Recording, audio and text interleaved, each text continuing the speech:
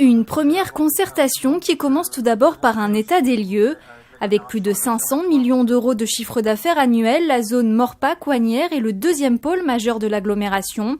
Sur les 160 000 mètres carrés de zone commerciale, on dénombre 250 magasins qui génèrent plus de 2000 emplois. Un territoire qui présente donc de nombreuses forces, même si les commerçants présents ont pointé du doigt quelques faiblesses.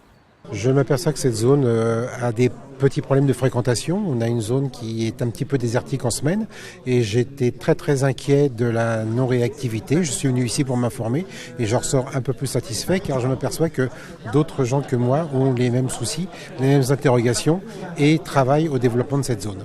Pour moi, l'urbanisme, c'est hyper important. On n'a pas de ligne de bus qui dessert le centre commercial du Forum. Quand on doit s'adresser à quelqu'un, on n'a souvent pas le bon interlocuteur.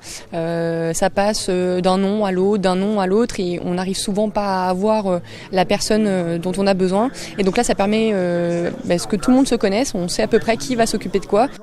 Mieux connaître les attentes des commerçants, des propriétaires et des gestionnaires de sites afin de développer au mieux cette zone. Voici l'objectif de Saint-Quentin en Yvelines pour repenser la stratégie commerciale du territoire. Il y aura d'autres évidemment réunions, mais on reste toujours maintenant en contact parce que l'objectif c'est aussi d'avoir leurs coordonnées, d'avoir aussi l'évolution de leur chiffre d'affaires pour voir un peu comment ils se situent. Prochaine zone concernée par ces concertations, Plaisir et les Clés-sous-Bois en octobre prochain.